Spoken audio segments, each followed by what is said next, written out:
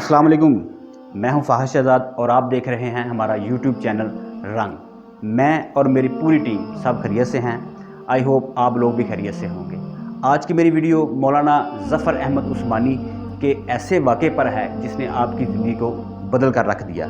मौलाना ज़फ़र अहमद उस्मानी साहब हिंदुस्तान से हज बैतुल्लाह के लिए तशरीफ़ ले गए। उस दौर में लोग बहरी जहाज़ों पर सफ़र किया करते थे। लोगों ने वहाँ जाके खैमे लगाए और आप फरमाते हैं कि मैंने भी वहाँ पे एक खैमा लगा लिया। गर्मियों का मौसम था तो लोग ज़्यादातर तरबूज का इस्तेमाल करते थे। आप फरमाते हैं कि तरबूज खाने के बाद उसके जो छिलके हैं वो लोग एक तरफ फेंक देते थे। तो वहाँ पे एक 7 और 8 साल का उम्र का बच्चा जो वहाँ जाता और तरबूज के छिलकों को उठाता, वहाँ उसके ऊपर जो रेड कलर की थोड़ी सी गिरी होती थी वो गिरी उतारता और खाता। आप फरमाते हैं कि मैं उसे कुछ अर्सा तो देखता रहा, लेकिन हिम्मत करके मैंने उससे पूछ ही लिया कि बेटा आप ये गिरी क्यों खा रहे हो।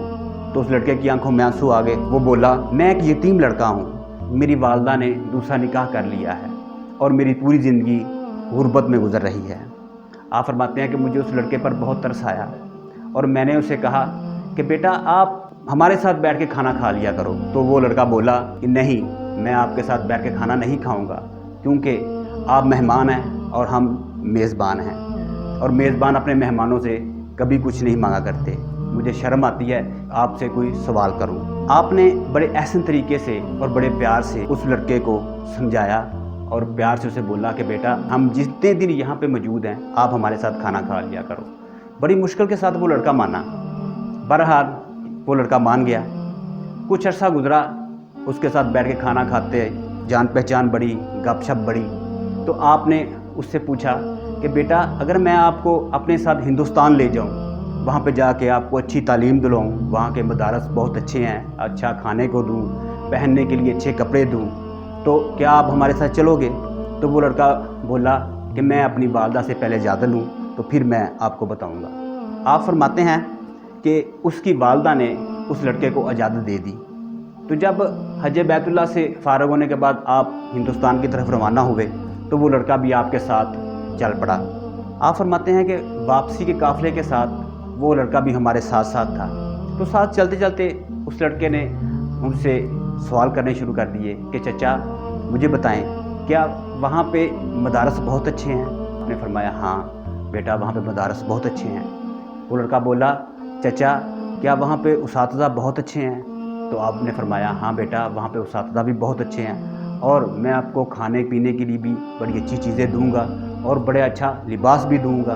तो वो बोला चचा क्या मैं वहाँ पे जाके पढ़ लिख के एक नेक इंसान बन सकूँगा। तो आपने फरमाया हाँ बेटा मैं आपके तालीम के ऊपर पूरी तवज्जो दूँगा और आपका हर चीज़ का ख्याल रखूँगा। आप फरमाते हैं कि चलते चलते हमारी नज़र गुंबद खिज़रा पर पड़ी। गुंबद खिज़रा को देख के वो बच्चा कहने लगा चचा क्या वहाँ पे गुंबद खिज़रा है। तो आपने फरमाया कि नहीं बेटा वहाँ पे अगर गुंबद खिज़रा होता तो मैं यहाँ हिंदुस्तान से सफ़र करके यहाँ पे क्यों आता। तो वो बच्चा बड़ा सुन के बड़ा परेशान हुआ और वहीं पे रुक गया। आप फरमाते हैं कि मेरा इतना कहना ही था कि उस बच्चे ने बड़ी बरकरफ्तारी से अपना हाथ छुड़ाया और कहने लगा चचा मैं गुंबद खिज़रा के बगैर नहीं रह सकता, मैं मुफलसी बर्दाश्त कर लूँगा, गुर्बत बर्दाश्त कर लूँगा, लेकिन गुंबद खिज़रा की जुदाई बर्दाश्त नहीं करूँगा। आप फरमाते हैं कि देखते ही देखते वो बच्चा मेरी आंखों से ओझल हो गया और मैं एक ज़िंदा लाश की तरह ये सोचता रह गया। 7 से 8 साल की उम्र का बच्चा आप नबी पाक सल्लल्लाहु अलैहि वसल्लम से इतनी मोहब्बत करता है। आप फरमाते हैं कि इस वाक़े ने मेरी पूरी ज़िंदगी को झंझोड़ के रख दिया। आप फरमाते हैं कि फिर मैंने सारी ज़िंदगी ये वाक़या लोगों को सुनाया और आप फरमाते हैं कि इस वाक़े ने मेरी ज़िंदगी पर एक गहरा असर छोड़ा। और आखिर में मेरी दुआ है कि अल्लाह पाक तमाम आशिक़ रसूल को हज बैतुल्लाह की सादा नसीब फरमाए। आप लोगों से रिक्वेस्ट है कि हमारी हौसला अफजाई के लिए हमारे यूट्यूब चैनल को सब्सक्राइब करें और बेल आइकन को दबा दें ताकि हमारी हर नई आने वाली वीडियो आपको बर वक्त मिल सके। अल्लाह हाफिज़।